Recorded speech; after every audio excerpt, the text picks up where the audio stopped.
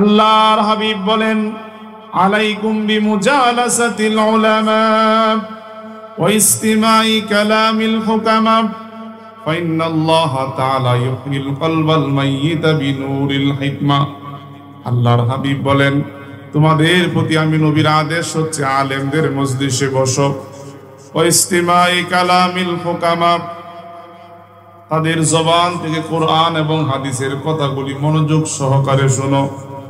ফাইন্নাল্লাহা তাআলা ইউহয়িল কলবাল মাইয়িতা বিনূরিল হিকমা, যদি মনোযোগ সহকারে কোরআন এবং হাদিসের কথাগুলি শুনতে পারো, আল্লাহ তাআলা তোমাদের এই অন্তরকে জ্ঞান দ্বারা, হিকমা দ্বারা পরিপূর্ণ করে দিবেন। কামা ইউহয়িল আরদাল মাইতাতা বিমাইল মাতর, নবীজি বলেন, চৈত্র মাসে প্রখর রোদের কারণে জমিন যখন মরে যায়, ফেটে যায়, ওই জমিনে ফসল হয় না। আবার আকাশ থেকে বৃষ্টির মাধ্যমে মরা জমিনকে উর্বর করে দেয় কে?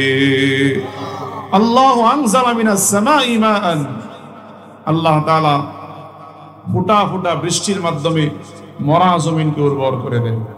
নবীজি বলেন, বৃষ্টি আসলে মরা জমিন যেই রকম উর্বর হয়, কুরআন এবং হাদিসের কথা শুনলে মরা অন্তরকে আল্লাহ তাআলা জিন্দা বানায়া দেয়।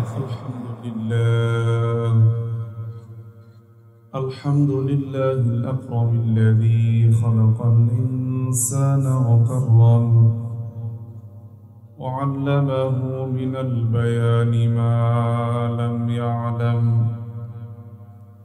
فسبحان الذي لا يحصى امتنانه باللسان ولا بالقلم ونشهد أن لا إله إلا الله وحده لا شريك له ونشهد أن سيدنا ومولانا محمدا عبده ورسوله الذي أرسله بالحق بشيرا ونذيرا وداعيا إلى الله بإذنه وسراجا وقمرا منيرا فقد قال الله تعالى في كلامه المجيد وفي فرقانه الحميد সকলেই পড়ুন, আউযু বিল্লাহি মিনাশ শাইতানির রাজীম বিসমিল্লাহির রাহমানির রাহিম ইন্নাল্লাহা ওয়া মালাইকাতাহু يصلون على النبي يا أيها الذين آمنوا صلوا عليه وسلموا تسليما محمد رسول الله صلى الله عليه وسلم একদিন মসজিদে বসা ছিলেন। প্রখ্যাত সাহাবী হযরত আব্দুর রহমান ইবনে আউফ রাদিয়াল্লাহু তাআলা আনহু বলেন, খরাজা রাসূলুল্লাহ সাল্লাল্লাহু আলাইহি ওয়াসাল্লাম ইলা নাখলা, আল্লাহর হাবিব মুহাম্মদুর রাসূলুল্লাহ সাল্লাল্লাহু আলাইহি ওয়াসাল্লাম একদিন মসজিদ থেকে বের হয়ে হাঁটতে শুরু করলেন। আমিও পিছন পিছন হাঁটতেছি। নবীজি হাঁটতে হাঁটতে একটা খেজুর বাগানের মধ্যে প্রবেশ করেছেন। আমি পিছন পিছন খেজুর বাগানে ঢুকলাম। এবার আল্লাহর হাবিব হঠাৎ করে সিজদায় পড়ে গেলেন। আমি অবাক হয়ে গেলাম, কারণ নবীজি মসজিদে বসা ছিল, চাইলেই ওই জায়গায় সিজদা দিতে পারতেন, কিন্তু মসজিদে সিজদা না দিয়া নবীজি খেজুর বাগানে ঢুকলেন। আমি অবাক হয়ে গেলাম। ঘন্টার পর ঘন্টা চলে যাচ্ছে, কিন্তু আল্লাহর হাবিব মাথা উঠাচ্ছে না। আমি ভয় পাইতে শুরু করলাম। মনে মনে কল্পনা করতেছি, মনে হয় সিজদার মধ্যে আল্লাহর রাসূল হয়তো মারা গিয়েছে। প্রশ্ন করলেন, মান আনতা, কে তুমি? আমি বললাম, আমি আপনার সাহাবী আব্দুর রহমান। নবীজি বলেন, ও তুমি আমার সাহাবী আব্দুর রহমান ইবনে আউফ নাকি? তার মানে নবীজি এবার তারে চিনলেন। এবার সাহাবী বলে, ইয়া রাসূলুল্লাহ, ইয়া হাবিবাল্লাহ, আপনি তো সিজদা দেন, কিন্তু এত লম্বা সিজদা কোনোদিন দেন না। হঠাৎ করে খেজুর বাগানে এসে এত লম্বা সিজদা কেন দিলেন? আল্লাহর হাবিব বলেন, ও আব্দুর রহমান শোনো, এই মুহূর্তে আমার ভাই হযরতে জিবরাইল আলাইহিস সালাম আমাকে একটা সুসংবাদ দিয়েছে, এমন একটা নিয়ামতের কথা বলেছে যার শুকরিয়া স্বরূপ আমি আমার মালিকের কুদরতি পায়ে সিজদা দিয়েছি। আমরা যখন সিজদা দেই, যদিও মাটিতে দেই, সিজদাটা মাটিতে যায় না। হাদিসে আছে, নবীজি বলেন, আস-সাজিদু ইয়াসজুদু আলা কদমাইর রহমান। বান্দা যখন সিজদা দেয় মাটিতে দেয় না, আল্লাহ তাআলা তার কুদরতি দুইটা পা বান্দার সামনে দিয়ে দেয়। এজন্য নবীজি বলেন, ইদা তুরিদু আন তাতাকাল্লাম মা আল্লাহ ফালতুসাল্লি আল মুসাল্লি ইউনাজি রাব্বি। যখন তোমাদের কারো আল্লাহর সাথে কথা বলতে ইচ্ছা হয়, নামাজে দাঁড়িয়ে যাও, কারণ নামাজে মুসল্লি একা একা কথা বলে না। আল মুসাল্লি ইউনাজি রাব্বি, মুসল্লির সাথে নামাজে কথা হয় কার? ইদা ক্বালা আল আবদু আলহামদুলিল্লাহি রাব্বিল আলামিন, বান্দা যখন বলে আল্লাহ তুমি হচ্ছ বিশ্বজগতের রব, মুসলিম শরীফের হাদিস, আল্লাহ তাআলা উত্তর দেয়, ক্বাল আল্লাহু তাআলা হামিদানি আবদি, আমার বান্দা আমার প্রশংসা করেছে। ইদা ক্বালা আল আবদু আর রহমানির রহিম, বান্দা যখন বলে আল্লাহ তুমি রহমান তুমি রহিম, আল্লাহ তাআলা উত্তর দেয়, মাজ্জাদানি আবদি, বান্দা আমার বরত্বের কথা বলেছে। এবার বান্দা বলে মালিক ইয়াউমিদ্দিন, আল্লাহ তুমি হচ্ছ বিচার দিবসের মালিক।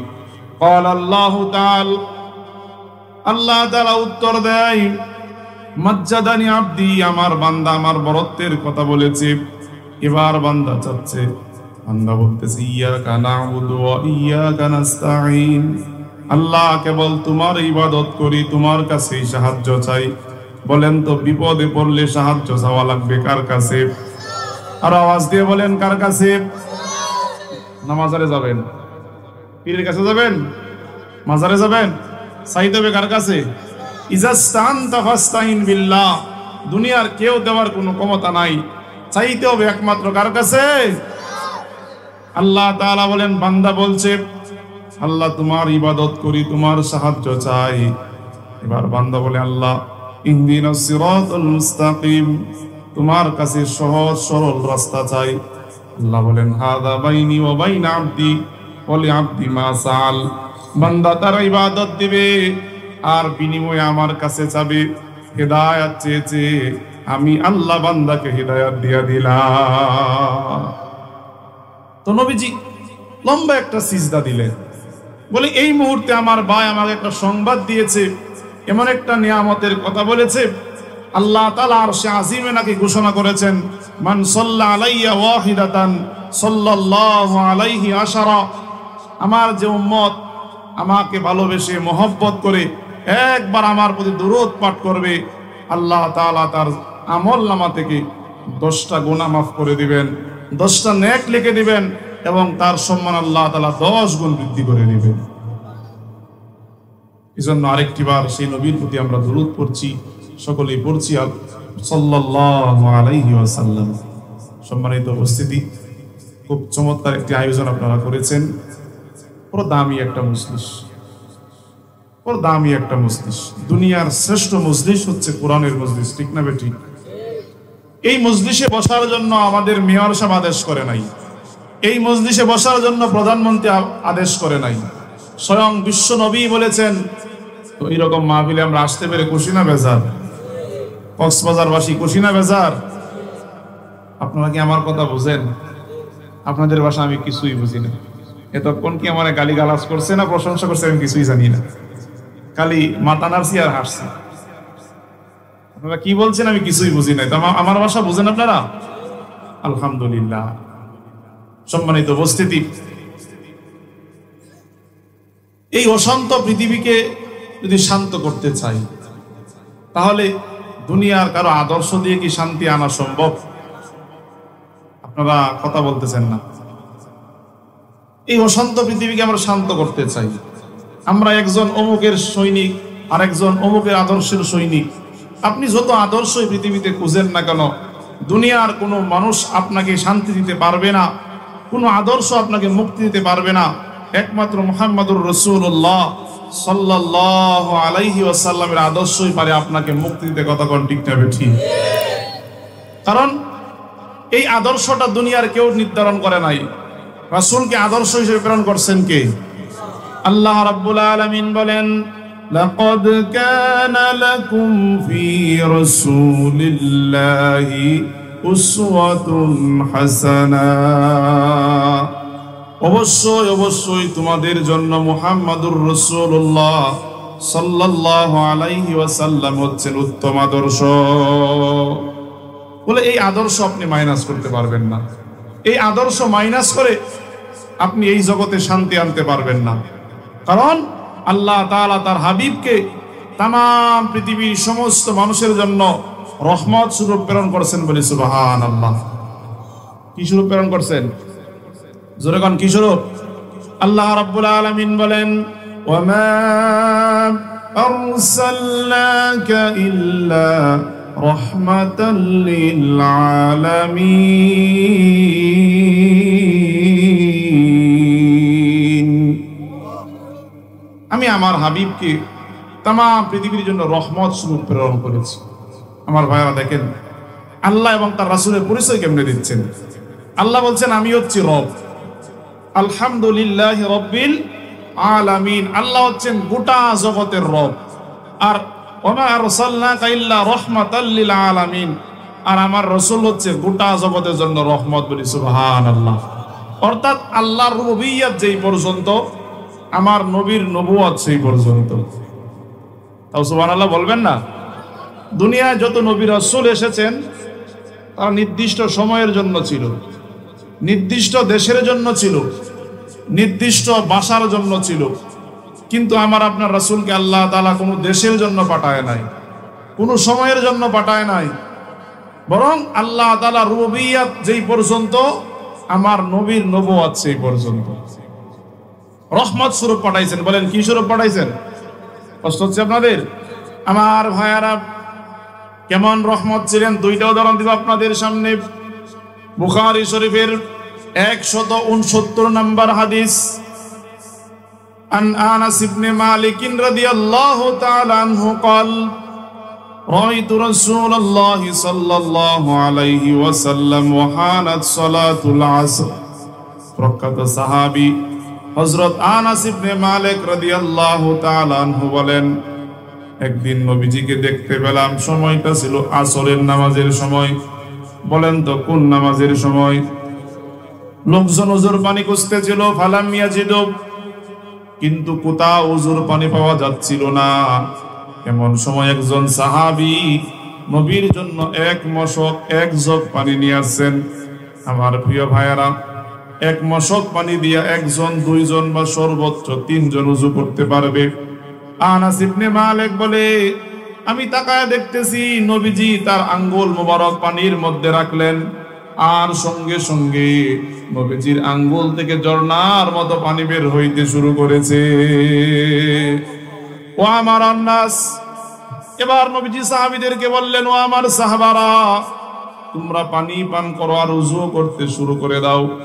আমরা একজন একজন করে ওযু করতে শুরু করলাম। আমাদের সকলের ওযু করা শেষ হয়েছে, কিন্তু পানির কোনো কমতি হয় না। প্রশ্ন করা হলো, ও আনাস ইবনে মালিক, কাম কুনতুম, তোমরা কয়জন ছিল উপস্থিত? আনাস ইবনে মালিক বলে, কুন্না 15 মিআত। ওই দিন আমরা উপস্থিত সাহাবীর সংখ্যা ছিলাম প্রায় 1500। ওয়াল্লাহি ওয়াল্লাহি ওয়াল্লাযী নাফসি বিয়াদি, তবে আল্লাহর নামে কসম করে বলি, যদি ওই দিন আমরা 1500 সাহাবী না থেকে 1 লক্ষ সাহাবী থাকতাম, এক জগ পানি দিয়া 1 লক্ষ সাহাবীর ওযু হয়ে যেত, আমাদের কারো ওযুর পানির কমতি হতো না। আল্লাহু আকবার। কেমন রহমত ছিলেন! 2 নম্বর বুখারী শরীফের 129 নম্বর হাদিস আন আবু হুরায়রা রাদিয়াল্লাহু তাআলা আনহু قال প্রখ্যাত সাহাবী হযরত আবু হুরায়রা রাদিয়াল্লাহু তাআলা আনহু বলেন আমি নবীজির কাছ থেকে হাদিস শুনতাম, বারবার পড়তাম, কিন্তু আমি ভুলে যেতাম। একদিন রাসূলকে বললাম, ইয়া রাসূলুল্লাহ ইন্নী আসমাউ মিনকা হাদিসান কাসীরা, ও নবী আমি আপনার কাছ থেকে অসংখ্য হাদিস শুনি, বারবার পড়ি, কিন্তু আমি ভুলে যাই। আচ্ছা বলেন তো, ভুলে যাওয়া ভালো লক্ষণ না খারাপ লক্ষণ? এবার রাসূল বললেন, ও আবু হুরায়রা তুমি তোমার চাদরটা আমার সামনে মেলে ধরো। আবু হুরায়রা তার চাদরটা নবীজির সামনে মেলে ধরলেন। ফাগরাফা বিয়াদাই, রাসূল তার হাতটা কাবল করে কি যেন ডাললেন। আবু হুরায়রা বলে, ওয়াল্লাহি আল্লাহর কসম করে বলি নবীজির হাতে কিছুই ছিল না, কালি হাত ডালছেন। এবার রাসূল বললেন, দম্মু এই চাদরটা বাস করে তুমি তোমার বুকের সাথে লাগাও। ফাদামামতুহু, এবার তিনি চাদরটা বাস করে তার বুকের সাথে একবার লাগালেন। ফামা নাসিতু বাদাহু শাইআ, তিনি বলেন একবার সেই চাদর লাগানোর পরে আমি যা পড়ি আর যা শুনি জীবনে আর কোনোদিন বলি না। রাসূলের রহমতের হাতের স্পর্শ লাগা সেই চাদর মুবারক যেদিন থেকে আমি আমার বুকের সাথে লাগিয়েছি, তারপর থেকে আর কোনোদিন কোনো কথা আমি বলি না। হযরত উমর রাদিয়াল্লাহুর শাসন আমলে উনি যখন দেশের খলিফা, তো এলাকার লোকজন, দেশের মানুষ উমরের কাছে না এসে মাসআলা আনার জন্য হযরত আবু হুরায়রার কাছে আসে, আর তিনি প্রত্যেকটা মাসআলার দলিল কুরআন হাদিস থেকে দেন। উমর চিন্তা করলো, আবু হুরায়রা এত হাদিস কেমনে বলে? আসলে কি হাদিস বলে না বানোয়াট কথা বলে? পরীক্ষা নেওয়া দরকার। এবার তিনি বললেন, আবু হুরায়রা তোমাকে যদি 100 হাদিস মুখস্থ বলতে বলি তুমি কি বলতে পারবা? বলে, আমি চেষ্টা করবো ইনশাআল্লাহ। এবার দরজার আড়ালে আরেকজন খাতেব রাখছেন, ওই কাতেব হাদিসগুলো নোট করতেছে। এবার আবু হুরায়রা যখন 100 হাদিস মুখস্থ বললেন, উমর বলতেছে, আবু হুরায়রা শোনো, আমি হচ্ছি দেশের খলিফা, খলিফাতুল্লাহি ফিল আরদ, আমি হচ্ছি আল্লাহর জমিনের মনোনীত খলিফা। নবীজি বলেছেন, আলাইকুম বিসুন্নতি ওয়া সুন্নাতিল খুলাফাইর রাশিদিন আল মাহদিয়িন, নবীর আদেশ মানা যেই রকম কর্তব্য, খলিফার আদেশ মানা ওই রকম কর্তব্য। আমি খলিফা আদেশ করতেছি, আজকের পর থেকে তুমি আর হাদিস বলতে পারবা না। উনি চলে গেছেন, দ্বিতীয় আর কোনো প্রশ্ন করে নাই। দিন যায়, রাত যায়, মাস যায়, 1 বছর পর ঢাকায় আনছেন, বলে, আবু হুরায়রা গত 1 বছর পূর্বে তোমাকে যে হাদিসগুলি বলেছিলাম, যদি আজকে আবার সেই হাদিসগুলি জিজ্ঞাসা করি তুমি কি বলতে পারবা? তিনি কিন্তু জানতেন না যে 1 বছর পরে পরীক্ষা নেওয়া হবে। বলে, ইনশাআল্লাহ আমি চেষ্টা করব। ওই কাতে দরজার আড়াল থেকে আবার মিলাচ্ছে, হাদিসগুলি ভুল হয় না, মিলে। এবার তিনি একটা একটা করে হাদিস বলতে শুরু করলেন। একই মজলিসে বসে আবার 100 হাদিস মুখস্থ বলে দিয়েছেন। উমর ডাক দিয়ে বলে, ও কাতেব বলো, হযরত আবু হুরায়রা রাদিয়াল্লাহু তাআলা আনহু গত বছর যে হাদিসগুলি বলেছিল আর আজকে যে হাদিসগুলি বলেছে, হাদিসগুলি সঠিক হয়েছে না ভুল হয়েছে? কাতেব বলে, ওমর শুনো, আল্লাহি আল্লাহর নামে কসম করে বলি, গত 1 বছর পূর্বে যেই হাদিসগুলি বলেছিল আর আজকে যেই হাদিসগুলি বলেছে, ভুল হবে দূরের কথা, জবরজের নকতার পরিবর্তন হবে দূরের কথা, যেই সিরিয়ালে বলেছিল ওই সিরিয়ালেরও কোনো ভুল হয় না। এইটা আবু হুরায়রার নিজস্ব কোনো কৃতিত্ব ছিল না, এটা ছিল আমার নবীর রহমত। বলি সুবহানাল্লাহ। আল্লাহ তাআলা এমন রহমত দিয়া, সুন্দর একটা চেহারা দিয়া, আর দুনিয়ার সবচাইতে বেশি জ্ঞান দিয়ে আমার রাসূল আল্লাহ তাআলা পাঠিয়েছেন। তার চাইতে জ্ঞানী, তার চেয়ে সুন্দর আল্লাহ তাআলা আর কাউরে পাঠান নাই। পাঠিয়েছেন। আমার ভাইয়ারা, কেমন সুন্দর ছিল শামাইলে তিরমিজির হাদিস। আন জাবির ইবনে সামুরা রাদিয়াল্লাহু তাআলা আনহু قال রাআইতু রাসূলুল্লাহ সাল্লাল্লাহু আলাইহি ওয়াসাল্লাম। হযরত জাবের ইবনে সামুরা বলে একদিন রাসূলকে দেখতে পেলাম লাইলাতান ইদহিয়ান, রাতটা ছিল পূর্ণিমার রাত, আকাশে সুন্দর একটা চাঁদ উঠেছে, চাঁদ ঝলমল করতেছে। আর আমার সামনে দিয়ে বিশ্বনবী যখন হাঁটতেছিল নবীজির চেহারা থেকে নূর চমকাচ্ছিল। আমি চিন্তা করতে লাগলাম কোন চাঁদটা বেশি সুন্দর, আকাশের ওই চাঁদ নাকি আমার সামনে হাঁটতেছে মুহাম্মদুর রাসূলুল্লাহ বেশি সুন্দর। ফাজালতু আনজুরু ইলাইহি ওয়া ইলাল কমার, বলে আমি একবার আকাশের দিকে তাকাই আর একবার রাসূলের চেহারার দিকে তাকাই আর চিন্তা করতেছি। বলে আমার অন্তর সাক্ষী দেয় আকাশে যেই চাঁদ উঠেছে ওই চাঁদ সুন্দর, তবে তার চাইতে আরো হাজার হাজার গুণ বেশি সুন্দর আমার রাসূল। বলি সুবহানাল্লাহ। এজন্য রাসূলের একজন সভাকবি ছিল, নাম তার হাসান ইবনে সাবিত। তিনি বলেন, ও নবী, আপনার সৌন্দর্যের কথা আমি কি লিখব? শত শত লাইনের কবিতা লেখার পরে তিনি লিখতেছেন ওয়াকাত্তানা আইদিয়াহুন্না, এই কথার পৃষ্ঠে তিনি একটা কবিতা লিখেছেন সুন্দর করে। ও নবী, আমি আপনার সৌন্দর্যের বর্ণনা কি দিব? আপনার চাইতে সুন্দর কোনো মানুষ আমার দুই চোখ কোনোদিন দেখে নাই, দেখবে কেমনে? আপনার চাইতে সুন্দর কোনো মানুষ আল্লাহ তাআলা আর তৈরি করে না। এজন্য হযরত আম্মা জান আয়েশা রাদিয়াল্লাহু তাআলা আনহা বলতেন, ও দুনিয়ার মানুষ শোনো, লানা শামসুন ওয়ালিল আফাকি শামসুন ওয়া শামসি খায়রুম মিন শামসিস সামা ফা ইন্নাশ শামসা তাতলুউ বা'দা ফাজরিন ওয়া শামসি তাতলুউ বা'দাল ইশা। ও দুনিয়ার মানুষ, তোমাদের একটা সূর্য আছে আর আমি আয়েশার ঘরের একটা সূর্য আছে। তোমাদের সূর্য সকাল বেলায় পূর্ব দিকে উঠে পশ্চিমে যায়, আর আমার ঘরের সূর্য ঈশার নামাজের পরে নবীজি যখন নামাজ শেষ করে আসে, করে সূর্যের চাইতেও আমার ঘরটা বেশি আলোকিত হয়ে যায়। আল্লাহ তাআলা এত নিয়ামত দিয়ে একজন রাসূল আমাদেরকে দিয়েছেন আদর্শ স্বরূপ। বলেন তো সেই আদর্শ কি মাইনাস করা যাবে? বলেন মাইনাস করা যাবে? মাইনাস করা যাবে না, বরং যারাই আমার রাসূলের আদর্শ মাইনাস করতে আসবে, এই 90% মুসলমানের দেশে দাঁড়িয়ে যারা রাষ্ট্র ধর্ম থেকে বিসমিল্লাহকে সরানোর ষড়যন্ত্র করবে, ইসলামকে বাদ দেওয়া ষড়যন্ত্র করবে, আমার রাসূলকে নিয়ে কটূক্তি করবে, এই সমাজ থেকে তারাই বিচ্ছিন্ন হয়ে যাবে। কতক্ষণ ঠিক না ঠিক? এই আদর্শ মাইনাস করা যাবে না, বরং যারা মাইনাস করতে আসবে তারাই মাইনাস হয়ে যাবে। দেখছেন না, আমাদের দেশে একজন বলছিল সংবিধানে বিসমিল্লাহ রাখবে না। বলেন তো বিসমিল্লাহ আছে না নাই? বলছিল রাষ্ট্রধর্ম ইসলাম থাকবে না। বলেন ইসলাম আছে না নাই?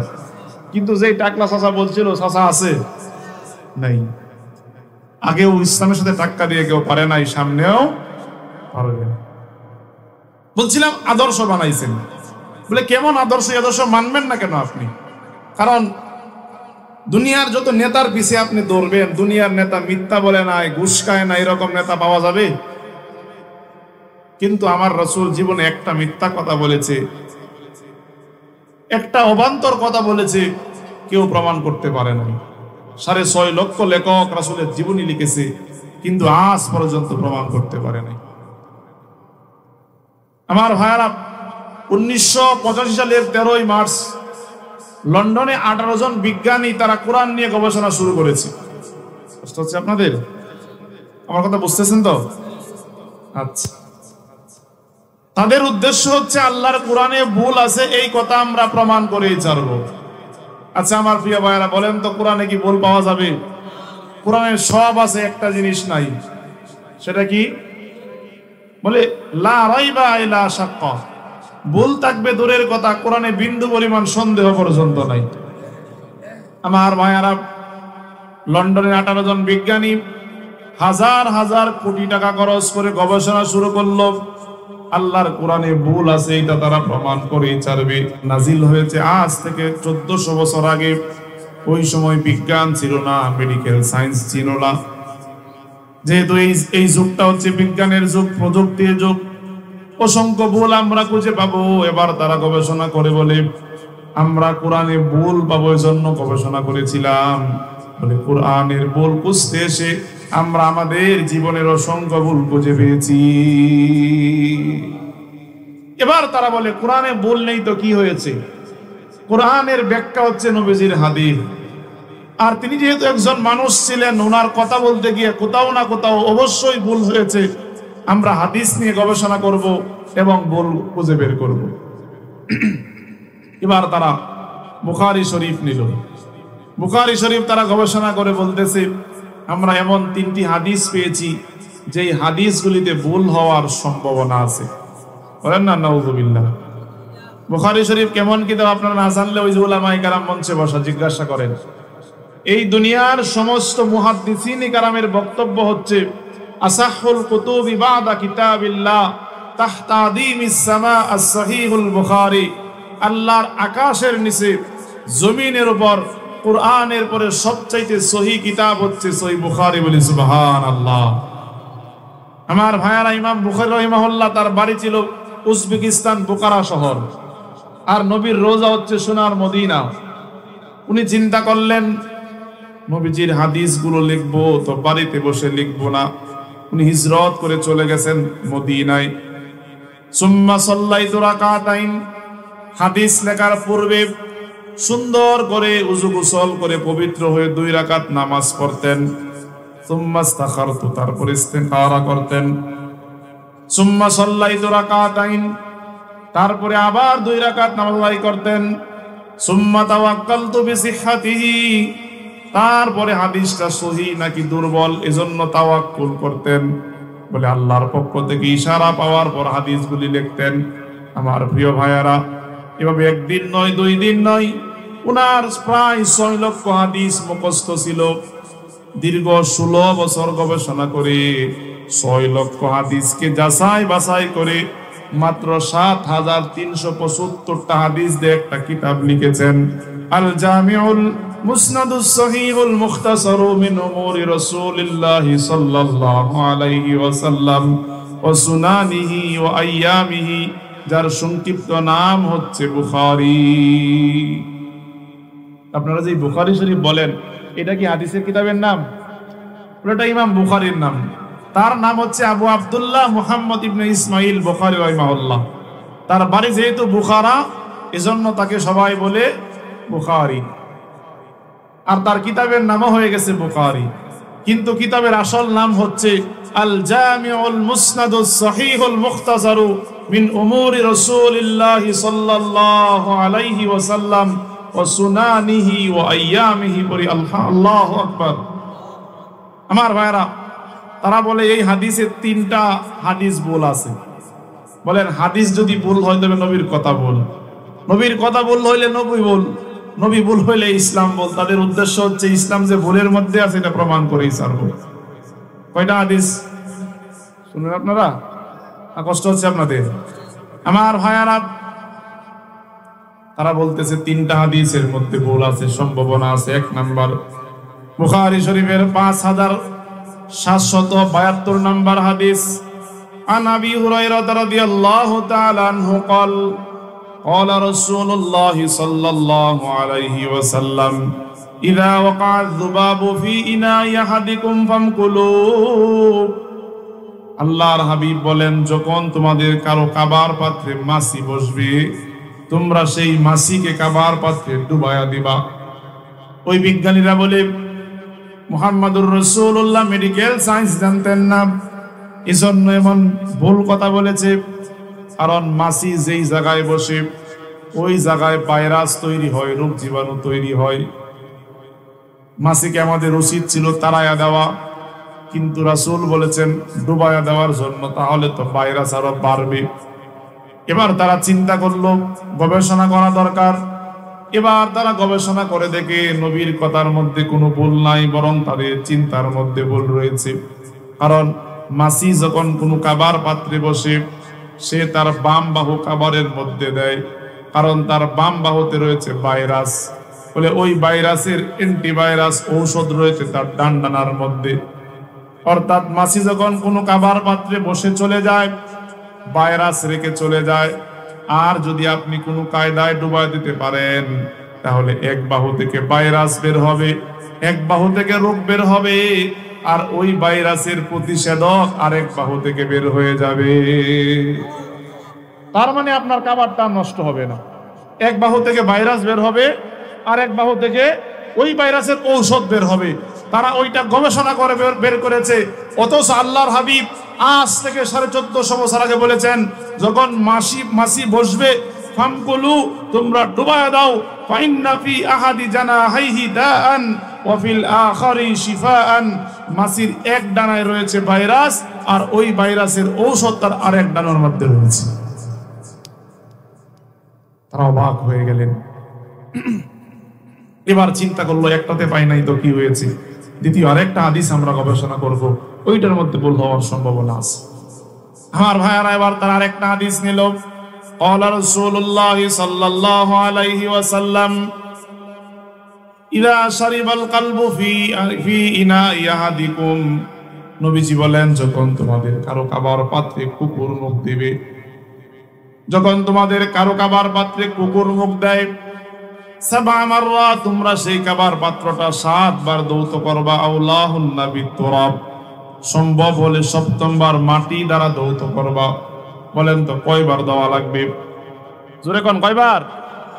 তারা বলে ওই সময় তো সাবান ছিল না, হুইল পাউডার ছিল না, এজন্য 7 বার বলেছে। আমরা একবার ধৌত করলেই পরিষ্কার হয়ে যাবে, তার মানে তিনি 6 বার বেশি বলেছেন। হাদিসটা বল, প্রয়োজনে আমরা 2 বার ধৌত করব, তাহলে 5 বার বেশি বলেছে। এবার আরেকজন বিজ্ঞানী বলে, মুখে বললে তো হবে না, প্রমাণ করা লাগবে। কারণ তিনি আজ পর্যন্ত একটা মিথ্যা কথা বলে নাই, একটা অনর্থক কথাও বলে নাই। আমার প্রিয় ভাইয়ারা, এবার তারা গবেষণা শুরু করলো।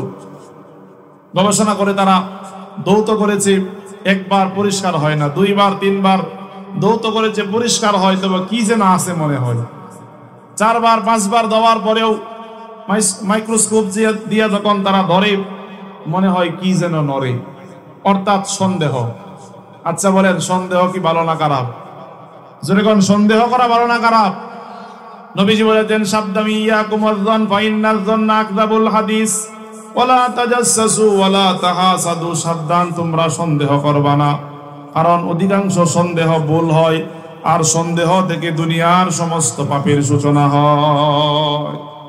এবার ওই বিজ্ঞানী বলতেছে, সাবধান, আর সামনে আগায়ও না। আমরা এত হাজার কোটি টাকা খরচ করে আজও সন্দেহের মধ্যে রয়েছি, অথচ তিনি আজ থেকে 1450 বছর আগে বলেছেন। তার মানে উনি নিজস্ব নিজ থেকে বানায় কোনো কথা বলে না, অবশ্যই এগুলি আমাদের সৃষ্টিকর্তার কথা। আমরা আর নাস্তিক থাকতে চাই না। এই মুহূর্তে আমরা 18 জন বিজ্ঞানী কালেমা পড়ে মুসলমান হয়ে গেলাম। আমার ভাইয়ারা, এই আদর্শ কি আপনি মাইনাস করতে পারবেন? বলেন, মাইনাস করা যাবে? মাইনাস করা যাবে না। একটা উদাহরণ দিই আপনাদেরকে। এক লোক, এদিকে তাকান, আসতেছে, এক লোক বিদেশ থেকে আসছে, যাচ্ছে তার শ্বশুর বাড়ি, সাথে তার ওয়াইফ যাচ্ছে তার বাবার বাড়ি, সাথে তার ছেলে যাচ্ছে তার নানুর বাড়ি। বলেন তো বাড়ি কয়টা? 4টা, একটা, মাশাআল্লাহ। এবার বাচ্চা তো মহা খুশি, একদিক থেকে আমার আব্বু আসছে, আবার যাচ্ছি নানুর বাড়ি। তো বাচ্চা একটা চকলেট খাচ্ছিল, হঠাৎ করে চকলেটটা মুখ থেকে নিচে পড়ে গেছে। তো বাচ্চা ওই মক্তবে পড়াশোনা করে, মক্তবের হুজুর একটা সুন্নত শিক্ষা দিয়েছেন যে কোনো খাবার পড়ে গেলে উঠায় খাওয়া নবীজির সুন্নত। খাবার পড়ে গেলে উঠায় খাওয়া নবীজির সুন্নত। বাচ্চা ওই চকলেটটা উঠাতে গেছে, এমন সময় বাবা বললে, বাবা জান, 2 টাকার এই চকলেট পড়ে গেছে, যদি তুমি উঠাইতে যাও লোকজন তোমারে কৃপণ বলবে। কি বলবে? কৃপণ বলবে। মনে রাখবা, পড়ে যাওয়া জিনিস উঠাইতে নাই। এদিকে মনোযোগ দেন, পড়ে যাওয়া জিনিস উঠাইতে নাই। এবার তার নানুর বাড়ির সামনে একটা সাঁকো আছে, একটা কাল আছে। সাঁকো চিনেন আপনারা? নদীর উপর বাঁশ দিয়া যে ব্রিজ বানায় তাকে কি বলে? সাঁকো। তো নদীর ওই পারে তার মামা, তার নানা সবাই দাঁড়িয়ে দেখতেছে মেহমান আসতেছে। এবার মা যখন সাঁকো পার হচ্ছিল, নিচে পড়ে গেছে। এবার তার বাবা তার মাকে উঠাইতে গেছে, সন্তান পিছন দিক থেকে বলে, বাবা তুমি তো বলছিলা পরে যাওয়া জিনিস উঠাইতে নাই, তুমি তো বললা পরে যাওয়া জিনিস উঠাইতে নাই। এবার বাবা বলতেছে, বাজান হইয়া তাকায় দেখো, তোমার মামা দেখতেছে, তোমার নানু দেখতেছে, যদি আজকে তোমার মাকে উঠিয়ে না নিয়ে যায় জামাই আদর করবে দূরের কথা, পিটাইতে পিটাইতে ঘর থেকে বের করবে। এবার সন্তান বলে, বাবা সামান্য নানা আর নানু দেখতেছে এজন্য তুমি এই কাজটা করতেছ, আমি যখন নবীজির সুন্নতটা আদায় করতেছিলাম আসমানের ফেরেশতারা দেখতেছিল, স্বয়ং আল্লাহ তাআলা দেখতেছিল। এজন্য এই আদর্শকে মাইনাস করা যাবে? যেরকম করা যাবে, করা যাবে না। বরং যদি এই আদর্শের সৈনিক হতে পারেন তাহলে বিশাল এক কমার ওয়াদা আছে। সম্মানিত উপস্থিতি, আজকের মাহফিলের সম্মানিত প্রধান আলোচক সুদূর রংপুর থেকে আপনাদের মাঝে উপস্থিত হয়েছেন। আমি আর কথা বাড়াচ্ছি না, এই হাদিসটা বলেই কথা শেষ করছি। যদি আপনি আদর্শের সৈনিক হতে পারেন, বিরাট একটা ওয়াদা রয়েছে। আমার প্রিয় ভাইয়ারা, বুখারী শরীফের 2437 নম্বর হাদিস, আল্লাহর হাবিব বলেন, ওয়াদানি রব্বি, আমার রব আমার সাথে একটা ওয়াদা করেছেন, আমার রব আমার সাথে একটা ওয়াদা করেছেন, আমার উম্মতের মধ্য থেকে 70,000 মানুষকে আল্লাহ তাআলা লা হিসাব ওয়ালা কিতাব বিনা হিসাবে জান্নাতের মেহমান বানায়া দিবে। বলে শুধু 70,000 নয়, ওয়াদানি রব্বি, আমার রব আমার সাথে একটা ওয়াদা করেছেন, মা কুল্লি আলফিন 70 আলফান, ওই প্রত্যেক 70,000-এর সাথে, বলে 70,000-এর প্রতি হাজারের সাথে আল্লাহ তাআলা আরো 70,000 বোনাস দান করে দিবেন। প্রায় 49 কোটি উম্মতকে আল্লাহ তাআলা বিনা হিসাবে জান্নাত দিবেন। বলে ওয়াদানি রব্বি, আমার রব আমার সাথে আরেকটা ওয়াদা করেছেন, ওয়াসালাসু হাসায়াতিম মিন হাসায়াতিল্লাহ, আল্লাহ তাআলা তার কুদরতি হাতে 3 মুষ্টি উঠাবেন। বলে যত পরিমাণ মানুষ উঠবে আল্লাহ তাআলা সকলকেই বিনা হিসাবে জান্নাত দান করে দিবে।